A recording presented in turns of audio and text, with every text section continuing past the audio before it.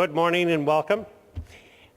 As we're setting up here, I'd just like to make a few comments on what Vin highlighted. I mean, we all love New York, but it is amazing that when you look at the international indices that rank the world's largest and densest cities, New York gets good marks for economic and environmental indicators, but ranks as low as 56 on livability on the latest Economist Intelligent Unit rankings.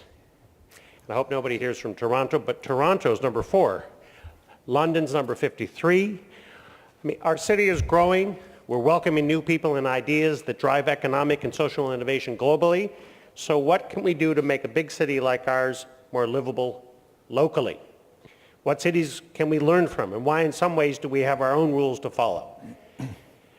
As such, I'm pleased to introduce 3 amazing New Yorkers who enliven, enrich, and in many ways embody our city through the work to talk about the challenges and the livability of our big city. Our moderator is the well-known Jane Hansen, currently co-host of New York Live on NBC. She is a 9-time, on her way to a 10th Emmy Award winner and beloved television personality. Majora Carter is an economic consultant, a Peabody Award-winning public radio host, and environmental justice advocate. She was named one of the 100 most creative people in business by Fast Company magazine last year, and has been called the Green Power Broker by the New York Times. From 2001 to 2008, Carter was founder and executive director of Sustainable South Bronx. And the gentleman in the red hat, if you didn't notice, Tony Goldman, chairman and CEO of the Goldman Properties Company, has been transforming declining historical districts into popular, thriving, fun, global destinations for over 30 years. He was the driving force behind the transformation of Soho here in New York City, South Beach in Miami, and now Center City in Philadelphia. Please welcome all 3 of our panelists, and I'm pleased to turn it over to Jane Hansen. Thank you so much, Paul. Really appreciate it. Good morning, everybody. I'm one of those people that Vin talked about earlier. I came to this city right after Labor Day in September of 1979 to seek my fame and fortune, haha. But at any rate, I've lived in New York ever since, and I consider myself to be a true New Yorker, just as I think everybody does, unlike these 2 who were both born and raised here. Tony, first of all, your suit is splendid. Isn't it? Oh, thank you. Check out the blue suit. You would not miss him walking down the street, and we certainly don't miss any part of the visions that you've had in helping recreate this city in so many ways. The suit was calling me, and I had to respond. Well, you responded well. Thank you. But let's talk a little bit about livability in cities, and I know both of you have some very strong opinions about it and have some real visions. So let's start with you, Majora. Sure. Well, I was asked earlier, what do you think New York City does really well in terms of livability, creating livability in the city? And I think one of the big things is that when they put their heart and soul behind a project, it gets done, no matter what. And I guess I would question how some of those things actually support livability. Like the stadiums and the shopping malls, like I openly question that, and I think there's economics behind to prove that they're definitely not necessarily the things that are most useful. But what I think that the city does really well is when they actually partner with local communities and really allow the local communities to take the lead of a vision. And I've got a couple of slides to show you. So Joe, if I can have my first slide up, that'd be great. Thank you. So this was a dump that was in my community in the Hunts Point section of the South Bronx, and it had been used as an illegal dump for construction and demolition for a very long time. Back in the late 90s, we were actually actively opposing the city on what they wanted to do on much of the waterfront in our community, and we actively challenged them with an alternative, which was to think of our waterfront also as a place where you could do park development, and how that could actually help a community that had one of the lowest ratios of parks to people ratios in the entire city. And we worked very well with them to help create this kind of public-private partnership, and this is what the park looks like today. But that also kind of sped the way into what else can we do in our local community in terms of thinking about land use patterns, and how do you want people to physically move through a community, what kind of economic developments come there, and greenway infrastructure was a really important thing for us to look at as well. So I brought in the first a $1.25 million federal transportation grant that to help design the South Bronx Greenway, which is a dedicated bike and pedestrian pathway that with 11 miles of infrastructure that also has stormwater management capabilities, as well as opportunities, obviously, for people to get physical activity. But also, we're really looking at this as a way to really spur economic development as well, because job creation, especially in low-income communities in New York City, people like to talk about the recession right now, but I got to tell you, in our communities that are poor, we've been experiencing that for a very, very long time. And so to develop opportunities like this, to create the kind of projects that happen here, and $50 million is coming into the community as a result of that initial effort. So this is construction. So we're literally going through construction. And as far as we know, we were the only community-initiated project that came directly from the economic stimulus package for a non-vehicular use. And so it's looking like this as we start to build it. But where we are right now, sorry about that. But where we are right now is this. I've been really kind of troubled by the whole idea of real estate development in poor communities in the city. It's either one that just assumes some kind of gentrification and displacement, or one that expects continued poverty level economics. So believe me, we've never seen, with a waste facility or a check cashing place or a strip joint, the kind of things that, you don't see in the better neighborhoods in New York City. So when the Spofford Juvenile Detention Center closed earlier this spring, this is what I grew up with around the corner from my house. My dad was a janitor there back in the 70s. And when it closed and prison reform activists, children activists were really happy, I thought, what could be here that could really transform this community and help us see it in a completely different way? And I thought, we need to deal with the unintended consequences of integration. The fact that what we have is a very isolated pocket of poverty in poor communities around this country, that there aren't the kind of aspirational aspects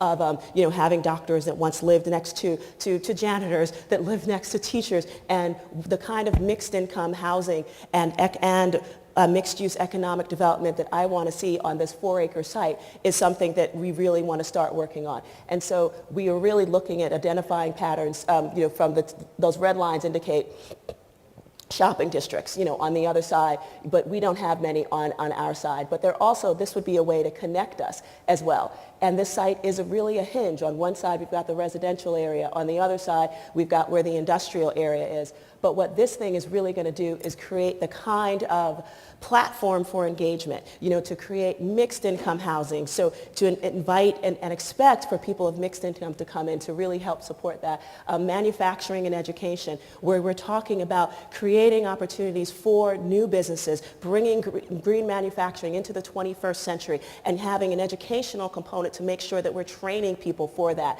Public space, the great democratizer in our society. You don't need any money to have it, but it needs to be quality. So creating opportunities for that, whether it's gardens or green markets, et cetera. And of course, we want people to spend money locally so it stays in our communities. And so developing those commercial and retail opportunities are really important.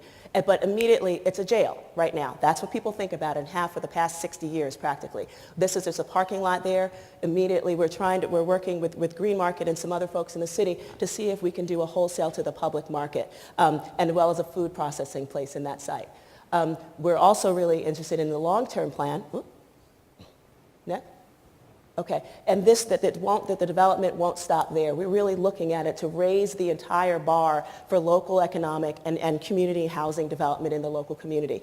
And so we see this more as something that is the catalyst for all of those things, starting with the Spofford former Juvenile Detention Center, but really resonating out forward in a way that really impacts the local community in a way that they can see and feel and actually take full advantage of and benefit from. And we're really excited about this. Great plans there, great potential. Good to hear from you. So I know both of you have really the same goal, which is to make our neighborhoods and our city much more livable, but you come at it from different vantage points, Tony. I cannot tolerate the impatience of the movement of the public sector and the frustration that one must go through. And I've chosen for my own career, and it was nice that they said some 30 years, it's some 40 years. We're making it younger. I've tried to be able to envision what, as a New Yorker, my DNA is livability, is the understanding of livability. And as I get older, I said, livability according to who? Mm-hmm. And I think we put a word out there about livability. And now livability for me may be different than livability for a single mother with 3 kids living in a public housing unit. So the definitions and criteria of livability, to me, there should be some very basics that the city should be responsible to provide. But there's also the responsibility of us to provide for our own neighborhoods, for our own communities, for our own brothers and sisters and other citizenry within our community, to think beyond just ourselves and to think for the betterment of the community. Something that I grew up in a family that a part of our DNA was that it was important for community involvement. And when I started my own business in 1968, community was always in the forefront of my priorities. Even as a businessman, as I developed my neighborhoods, neighborhood after neighborhood, I've done maybe 7 now in some 40 years. Every 6 years we do a new one. And it was always about how do I raise the level of the water in the community, and therefore everybody benefits.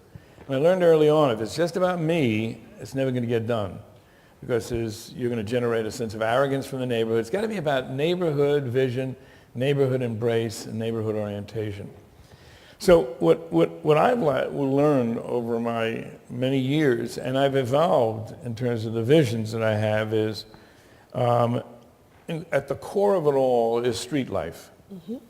Now, the basics of good schools, of good roads, safe buildings, good fire codes, streets and sidewalks and bridges that are in decent repair, a clean air to breathe, a robust and diverse cultural landscape, very critical, doesn't happen by itself. It's the toughest part of the urban program to be able to stimulate, because it's not the necessary, according to a lot of people, the necessary dollar out of my pocket to support, but it is. It's what makes the cities great. A vital pedestrian life and a vital, diverse pedestrian life. And what sets the great cities of the world apart from the other cities, the tributary cities, is that we are a pedestrian-oriented community. Mm-hmm. And the diversity of the population meets on the street. Yep. And our differences create our textures. And our textures create our energy. And our energy creates our depolarization.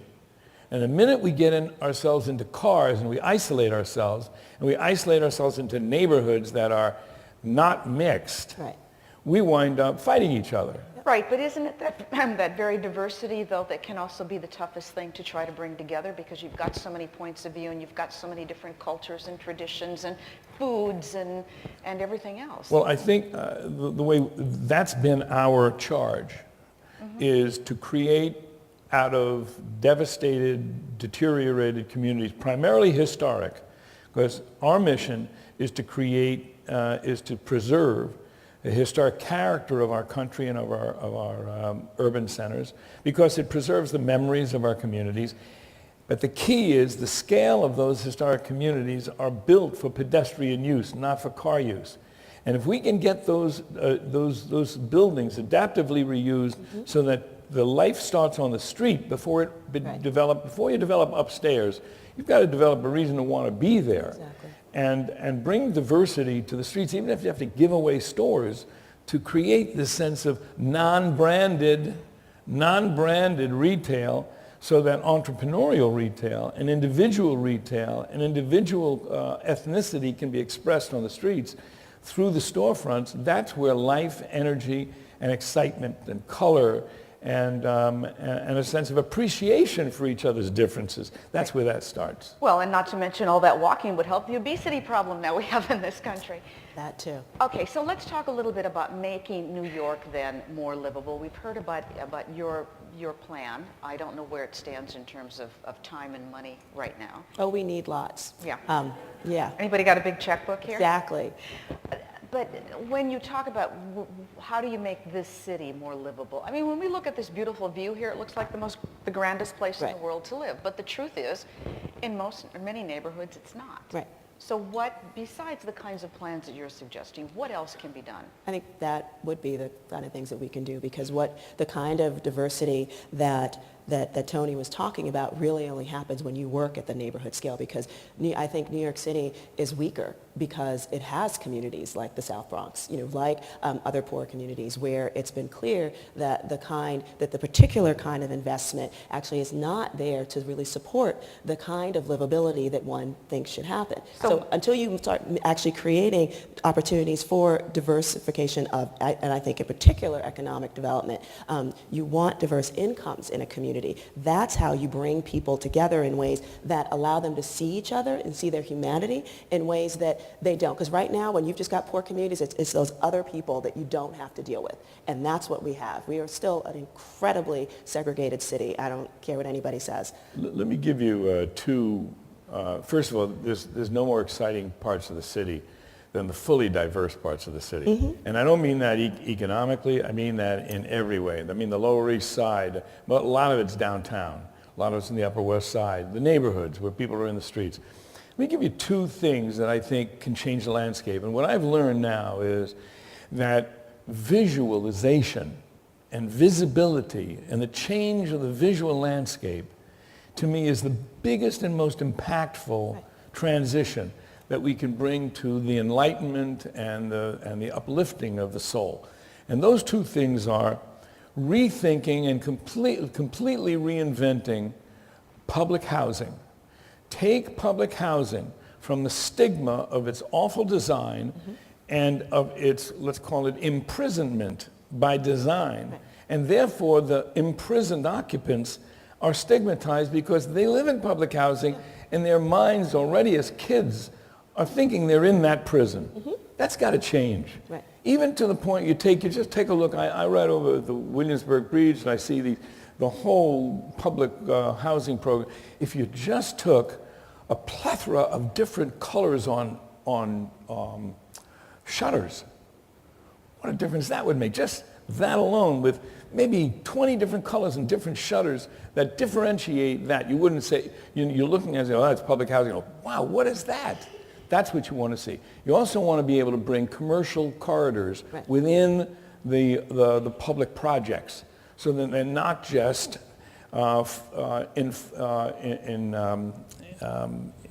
circled fortresses of poverty and discontent. They need to be integrated into the grid system of the rest of the city. That's one big concept, one big idea. Before I go, I'd love to be able to have fingerprints on anybody who's interested in doing that. I'm available to be a participant. And the other one, can I give you the other big idea? I know time is not friendly here. The other big idea is to change the paradigm of public art.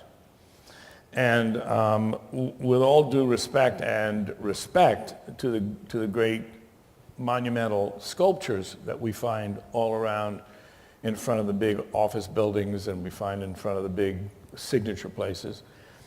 What I have found in my recent work is in developing the Wynwood Walls in Miami. I took an empty swath of land, just very much like what you've just seen here, and I took box buildings, and to me they were canvases.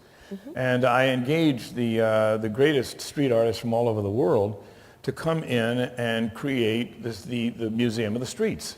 Now, bringing street art properly curated from an original renegade art form that was considered vandalism in this city, and kids were being arrested. Now these kids have become proficient artists. A lot of them. Some of them are still renegades. But there's places for everybody, and what that was really about was about self-expression. How do you bring self-expression from outside, from inside of the institutions to outside to the people on the streets. And let me tell you, that is a monumental change in the perception of what pedestrian life how they experience this city, and how those areas become destinations, just like what you've seen with the destinations from dumps to parks. Sure, and it becomes all cyclical, and then you will get the Absolutely. stores that come in because... And you build education programs around it, and the whole thing becomes integrated, whether it's agriculture and home gardens or whatever it may be, to use our resources to do something positive that is our bootstrap. Don't moan and groan about the city not doing this and doing that. Yes, and your point about the fact that things have to physically change, that is absolute truth. I mean, I've built a career on doing nothing except literally creating alternatives to polluting infrastructure, unfriendly economic development infrastructure, in our local communities. Because when I was a kid... You're just a sister from another mother.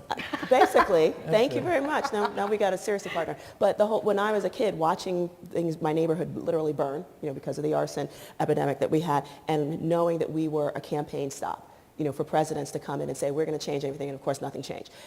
So growing up, it was really clear, I wanted to change, whether it took me a year or a week or whatever, to change literally the physical landscape of the community, knowing that it would change how people felt about it, both inside and out. But to create the kind of economic developments, because that it really is what when people are economically unempowered, that is when bad things happen. And from inside, literally inside from them, but also outside. I mean, that's why there are so many poor schools, why there are so many, of the kind of things that indicate that poor communities get poorer and that there aren't enough things that actually go on to support them. So to create the kind of physical infrastructure that provides everything that we need in order to make it happen, starting with whether it's at housing and economic developments, bringing them together in ways that inspire and support folks to see it as a completely different animal, is a beautiful, beautiful thing. And I'm just so excited to be here and to meet you finally. So the two of you can become great partners. I hope so. That's the bottom line of what's happening. That's why I right took here this today. gig. There you go. So, you mentioned time, Tony. We have 29 seconds left. Last word or two from either one of you? Last word from me is, don't expect those to do it, those in governments to do it for you. Let's hope they do. There will be some leaders that emerge, but the responsibility for change and for a better quality of life is ours. And if we come up with the best package and we get community support behind it, we bring it to our partners in government, and it is for the government to see that this partnership in the streets, we're doing the work together. Don't wait for it to come out of them. You'll wait until you're dead. No one rises to low expectations, and I have very high expectations of my city. I've been disappointed many times, but I believe in partnership. I believe that the city actually can be an agent of change when they're following the lead, especially of communities that have been not particularly supported, by their great largesse. And so I'm really looking forward to some very real change, in our community that actually brings everybody on board, and not just some communities. Thank you both so much. It's wonderful to hear you. Thank you for your great work that you have done and will continue to do. You guys are terrific. And thank you for allowing us to speak with you this morning. We appreciate it. Thank you.